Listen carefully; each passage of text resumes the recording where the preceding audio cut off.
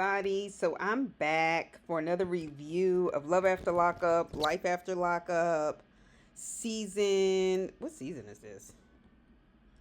Um, yeah, season 5, episode 47, The Sex Whisperer. Okay, I'm just full disclaimer here. I have a migraine and I've had one for probably a little over a week now. And I deal with them chronically. And they're usually connected to stress and rage. Um, and I think the selection has had more of an effect on me than I care for it to have on me physically, but it's just what it is. So, bear with me. Okay, if you're watching this for the first time, please be sure to like the video, subscribe to the channel. I'm gonna do my best with this, okay? Justine and Michael. So the mom realized that Justine is pregnant and she goes, "What the heck?" And when? Justine is 10 weeks away from delivery. I was like, "Oh, damn, y'all waited a long time, didn't you?" I understand keeping it from Michael's mother.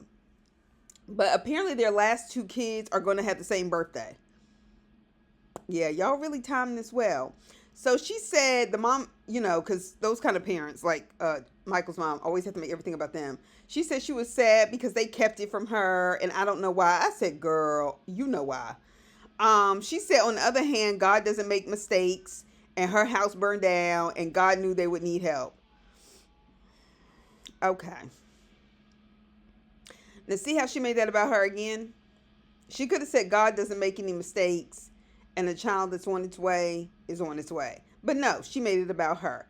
So Justine asked her if she was mad, and she said, no, I was happy, and Justine was relieved. But she said she also knows her mother-in-law, and she said she knows she has something up her sleeve. I'm glad you are staying alert, okay?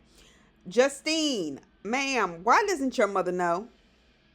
I felt like her mother was reasonable. I felt like her mother was a decent person. Now, if your mama slaps you across your face, you deserve it. All right. Now, she said if it doesn't go well, Michael's mother said if it doesn't go well, she will step in because grandma knows best. I said, girl, bye. Just stop. All right. Her mother-in-law is an asshole. Okay. Bitch, Justine is welcoming his mother because she needs help. But not because she needs you the way you think she needs you, okay?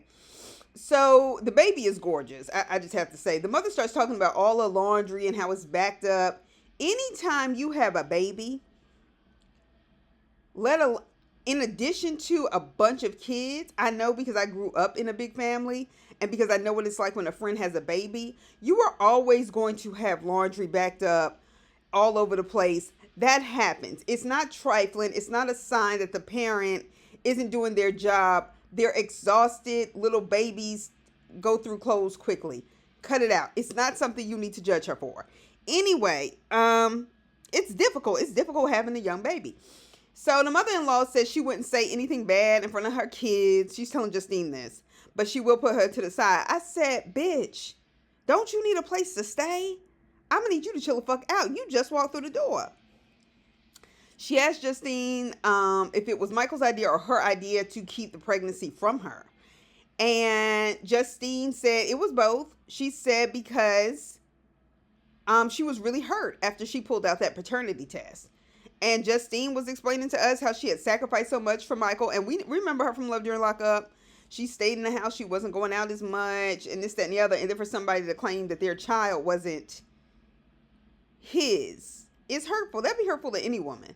So I'm glad his mother realizes that it's going to take Justine time to trust her again after that situation. But my thing is, Mama, she didn't trust you before. Okay, so you only made it worse. Then they reminded us of how Justine's mother reacted to the last baby. And I was like, oh, I forgot about that. Maybe because she just ain't as bad as Michael's mother. But anyway, I thought she came around. But I can understand why moving away was much easier for Justine. And she certainly needs a stress-free pregnancy. But Justine, I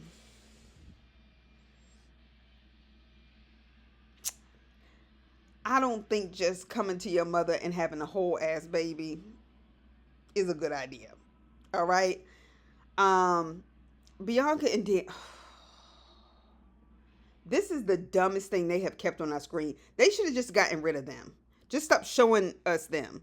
Okay. So he's been out a month. It's only been a month. They argue about the same things. It's stupid. She's fucking up breakfast or dinner, whatever it was. Connor, aka Gator, his friend from prison, wants them to go on a double date because she doesn't have a lot of friends, whatever. So she tells Daniel the day before that Haley is coming. Haley, her friend from Florida. We don't care. All right. She is telling him face to face in front of the camera that their sex could be a lot better. She has no discretion, no class or poise about the way she delivers information. And it's not simply a sign of immaturity. It's a sign of poor home training. Okay. So anyway, she's having them meet with a sex helper, expert, whatever it is, some shit like that, an hour before, even before before they actually go. Is Bianca high in the confessional? Am I the only one noticing that, or is she a hostage? I'm confused because she looks like both. She is telling all their business. We didn't need it or want it about their sex life, so I'll be moving on. They go to some weirdo that is basically like the Patricia, the psychic that Zaria goes to in Arizona for Bianca. A waste of fucking money. It looks like that, and her house looks like that dwarf Chick-fil-A house. I don't know if y'all have those everywhere, but in Georgia, that's, Chick-fil-A is much bigger than it is in places like New York. Chick-fil-A house that she, is running her sex business out of. They are so unequally yoked. It is unbelievable. She keeps complaining about their sex life, and I'm just like, girl, go get you another man. I don't want to hear about how you uprooted your life and changed everything. That was a choice. He was in prison. He didn't make you come. Anyway, then they're on this double date. I said, oh my God, will WeTV please stop giving us so much of this bullshit? So Gator seems to not like her before she sat down. And honestly, we know why, even though they haven't met before. Because Daniel been talking shit about her to him. Anyway, so she starts complaining to Gator's fiance about how they're not engaged yet. She couldn't just tell Celeste, I think is her name, Gator's fiance, wow, that's a beautiful ring. She just couldn't do that. All right. She starts complaining about how she's taking care of him in prison and why he owes her a ring with the job that he's been working for 8 days. Celeste apparently knew Gator before he went to jail. Okay. Now, she was very understanding. She was like, I can totally understand why you feel that way. Now, she didn't stir the pot or anything, but I'm sure she was wondering, why do I have to fucking sit down with this goddamn child? Anyway, so Gator was like, why did you ask her to marry you in prison? He's talking to, what's his name? Danny. All right. So Gator said he thinks the age difference has a lot to do with their issues. Yes, it does. It does. Also, the fact that he was in prison. Also, the fact that she's a moron. Also, the fact that he has not gotten his bearings straight, although he is far more mature than she is. And she has a bunch of money, doesn't know what to do with it, has not spent her time getting an education, and just wants to have a baby and a man, but doesn't really care if she likes or gets along with the man. It's a mess. All right. So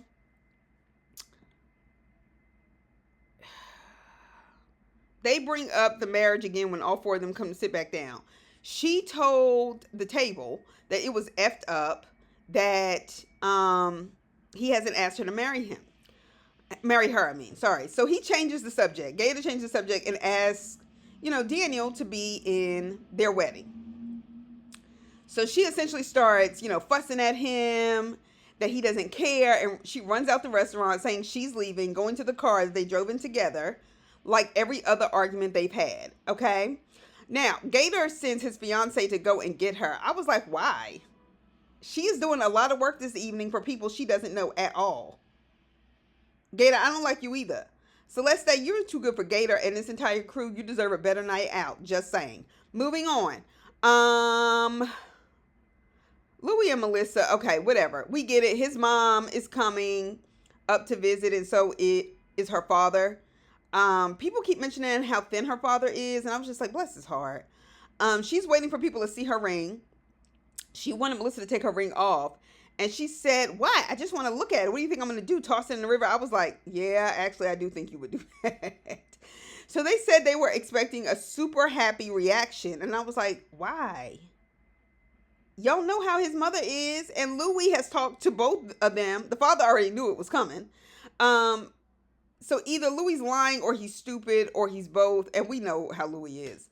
So the mother is just mean. How is it mind blowing and your son told you what was up from the gate? And we got that on camera. She admitted the ring was beautiful, but it would have looked better on her. I said, girl, go find you an Italian man. Hell, go be with Melissa's daddy. All right, so she said she was sad that she was taking her son away. She starts being really dramatic. Women who act like that, more often than not, have either failed their kid extremely in some way or have an unhealthy attachment to their kid. And that's what I think is triggering her insecurity. Because his other family likes Melissa, and I agree, Melissa is not much to be liked, but Melissa and the mama are very much alike, okay? So blame yourself that he's attracted to that. So the mother is afraid that he'll fall short with drugs and that Melissa won't be there for him. I think you're afraid that he'll fall short with drugs, but I don't think that's why you don't like Melissa. I don't. All right, and then they gave us that montage of all the series of back and forth with Melissa and what's his name? Melissa and Louis' mama. All right, so the mama is afraid that we got that. He asked his mom why she's upset and what she's worried about. Now I will say that Louis is more of a man than most because he did not disrespect his mother to protect his woman, but he also defended his woman and he handled that well. Shout out to you, Louis. Good for you, Louis. I like you, Louis. And I just think, I do think marrying Melissa would be a mistake, but I just think your mama comes from the wrong place. I'll put it that way. All right. Kimberly and Joey. No, I'm going to get to them later. Let me do Zaria and Troy. All right. Karen, Troy's mother, is calling Troy because little Troy wants to come and see her father. And Karen is popping up and saying she's bringing the baby because she's having a fit if I don't bring her, this, that, and the other. I don't doubt that little girl wanted to come and see her father. I don't doubt that at all. But there is no fucking way that in a month, out of nowhere, after 7 years, she's seen her father for the first time. And now all of a sudden, a month later, she's having a fit over not seeing her dad unless you planted that shit in her head and let her know that y'all were going. And you did it at the last minute on purpose. See, those kind of people are fucked up because then the kid is being used as a pawn. And that's not okay. And jerking around a kid's emotions like that is not going to be healthy for her development. All right, by the way, can we please get Karen some gold-plated bamboo earrings? Like, what's with the silvers? Is that like an upstate thing? Like, never have I ever. Okay, so that's a signifier of way past ghetto. Okay, just do not pass go. Do not collect $200. Run from that kind of street chick. The silver bamboos. Anyway, the mother isn't there. The same one who wasn't willing to let her kid go without her. And so that said to me, there's a level of deceit with what Karen was doing. And Karen created this chaos and confusion. And we all know that is where the devil dwells. Anyway, next thing we know, Troy was nervous about spending time with Azael. And I hope I'm not mispronouncing his name. At the Science Museum. With his stepson. But now he's with his stepson, his baby girl, and his crazy ass mama Karen. Oh my gosh, that's a lot. Poor Troy. Oh my gosh, can y'all please learn how to treat him? Like, even if you just treat him with a hello, thank you. He does not do anything to deserve the kind of shit he gets from all these people. So they made it through the Science Museum. He has the new event to promote their nonprofit at Community Day. But seeing his daughter, he wants to see her more. And he asks if he can bring his daughter down. Okay? And he's talking to Zaria. Now, I understand why Zaria feels weird. I get it. Okay? They have a lot at stake that day, Community Day, and they're working. because their finances are diminishing rapidly. They need support for this nonprofit, and they're behind in their rent, and her and the baby mama don't get along. And it's their wedding anniversary.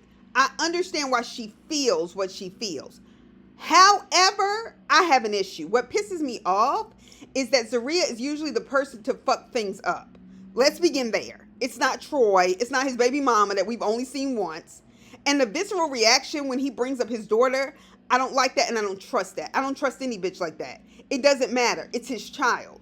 You want him to play stepfather to yours, but not be active in his daughter's life.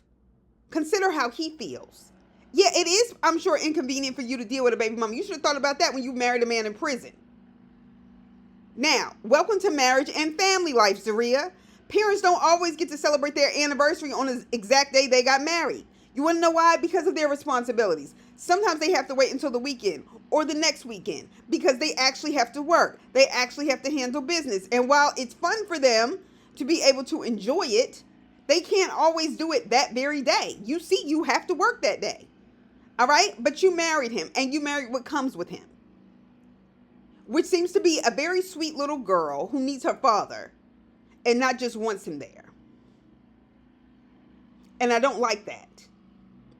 I don't like the fact that you didn't even speak to Yana. I don't doubt that Yana can get with it, this, that, and the other. But Yana didn't do that to you. Yana didn't do anything to you.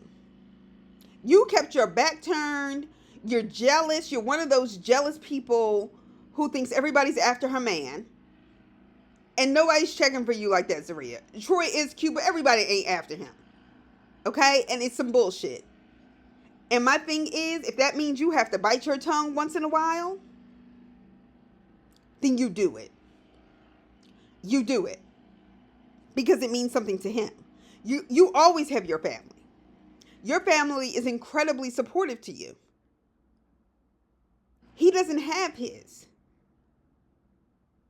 And that's tough. So he calls his baby mother. I mean, Troy was right. He was like, look, my baby mother needs to know how I'm living, how responsible I am, because she needs to know that her daughter is safe and will be okay with me. He's been gone for 7 years. His daughter barely knows him, and she doesn't know this bitch at all. And when she met her, she turned her back to her and refused to talk to her. I'm supposed to feel safe.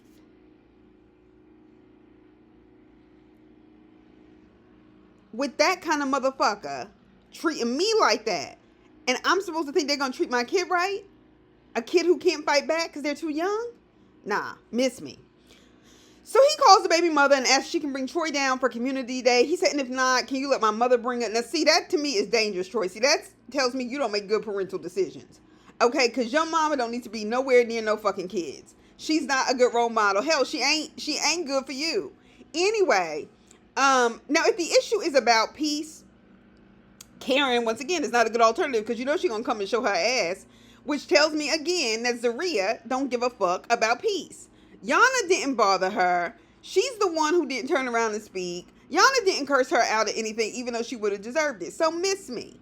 All right, so we'll get some more of that next week. But bless Troy's heart. All right, now, oh Lord, Kimberly and Joey.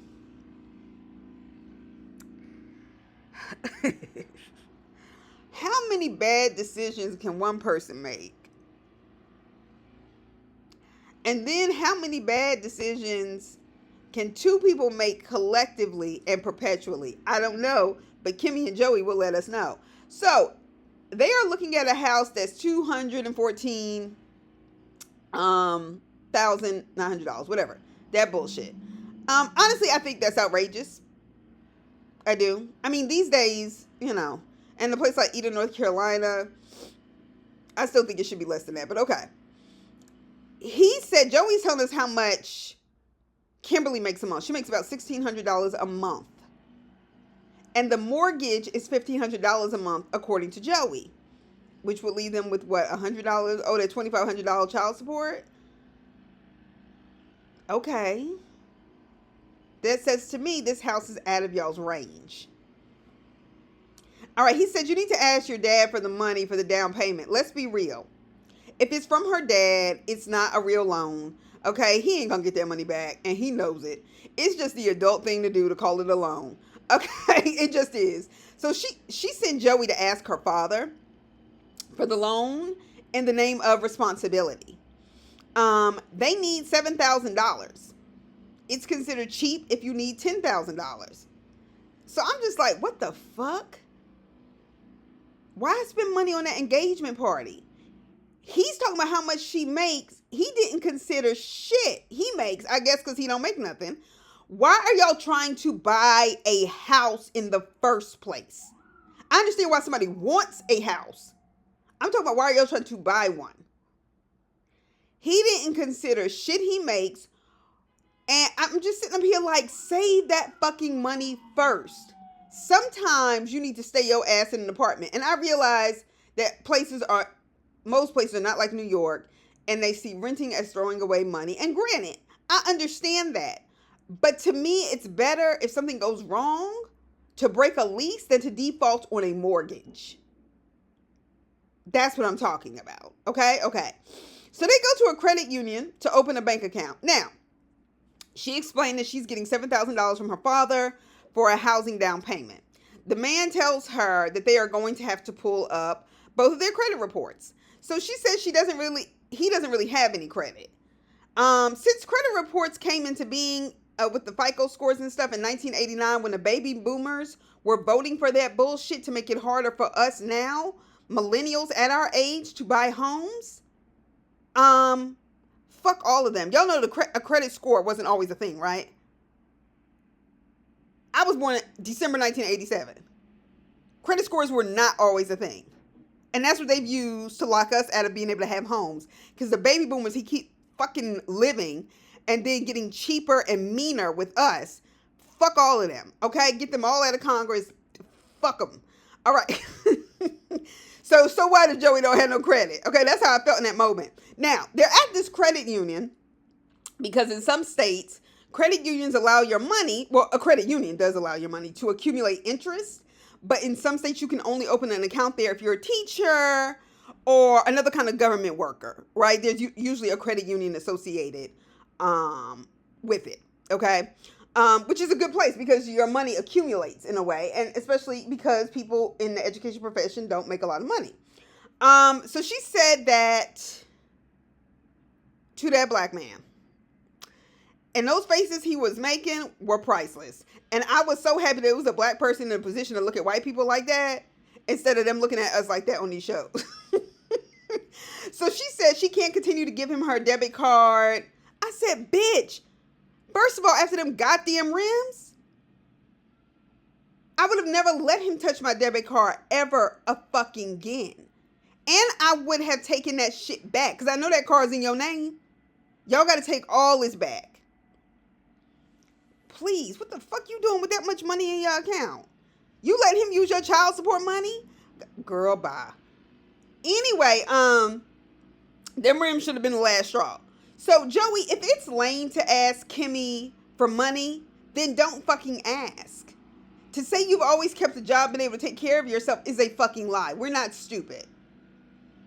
Okay, yeah, selling dope is a job, but when you're also using it, it cancels out. And you usually end up in debt, okay? I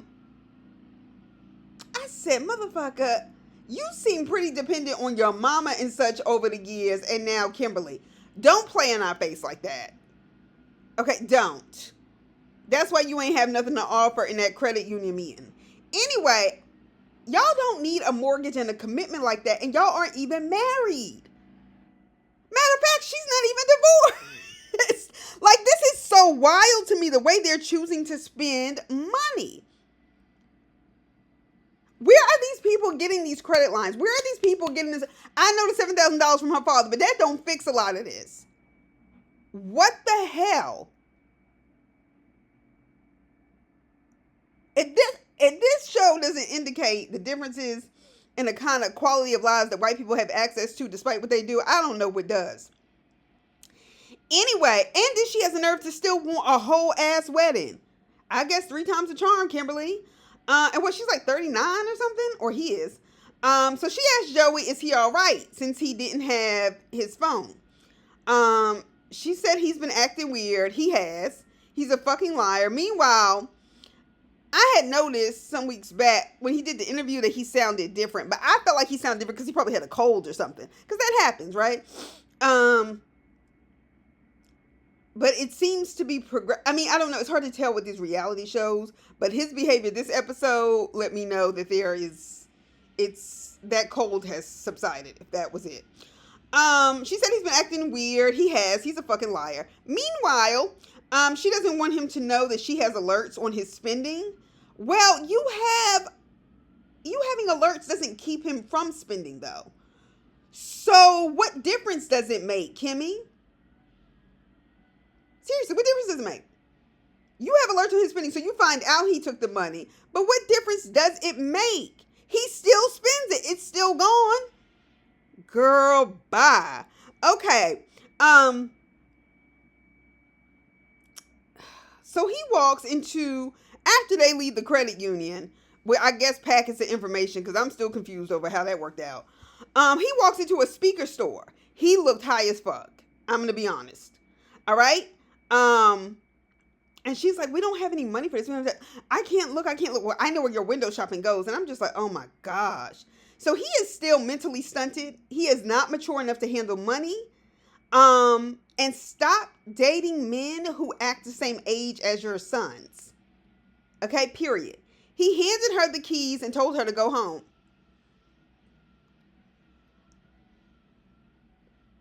First of all, he was looking for his next fix, and his next fix may come with that girlfriend that never showed up, because maybe she in the drug game and didn't want her face on camera. Anyway, at least that would have been smart on her part. She claims she's concerned that something is wrong and that all of her money will be gone. Yeah, bitch, it will. Like your card and your relationship, it'll be gone. Okay, y'all are both liars because you don't even know who your son's dad is yet. And you don't want to know. I guess not. You don't want to lose that $2,500 a month in child support. So she went and told his mother on him, essentially, when he came home and laid in the bed. He's all over the place. She said he's been unable to hold his head up and exhausted. It was the unable to hold his head up part for me. Because every day I come home, I'm exhausted from dealing with kids. That's normal. But he don't work. She tells his mother, look, she's trying to stay on top of it. She asked his mother if she thinks he's doing drugs. The mom was like, I hope he's not. And she was like, well, that seems like to me she doesn't know. Let me explain something, y'all. I think the mother was doing a very good job of being supportive and not making excuses for her son and understanding the nature of his behavior. And she wasn't trying to be in their business too much. And I think the mother is kind because the mother is watching the kids like a grandma would do. But her son is not married to her. And I think she appreciates whatever Kimmy did for him while he was in jail. And she tries to make that up by being, a grandmother, to these children. But something about the way the mother was talking, I can tell that she's affected, but that she's cried enough. She has been in pain long enough. And she doesn't want to put her hopes up too high. But she's also kind of numb to the pain because she knows what comes with him. So anyway, we get the next day, and she comes in and wakes up Joey and tells him it's time to go to church. Kim, I know the house of the Lord is for everybody. I do know that. But I need you to act like you do actually go to church once in a while. Just once in a while. So she calls the doctor and they start arguing about where the insurance card is and how he has Medicaid. I was like, God damn, you can get Medicaid out of jail like that? Anyway, and whether or not she should go with him. Now, if you that sick, you shouldn't be going by yourself if there's somebody available, okay? She's crying because he's driving himself to the doctor and is probably high. He looked high. But while you were trying to get him together for church and shit, for church, and then your son was in his whole Marvel Black Panther Halloween costume. Shouldn't your babies be your priority? He's irritable. He's slow moving. He's hiding and going away without notification. These are all clear indicators he's up to no good. And we're seeing it play out on TV. And quite frankly, Kimberly, I just don't have it to give to you anymore. So it is what it is. So that's my take on Love After Lockup, Life After Lockup. I will see y'all for Love and Marriage Huntsville. If there's a video not made tonight, just know my migraine it's just taken over. Okay. All right. See y'all soon. Bye.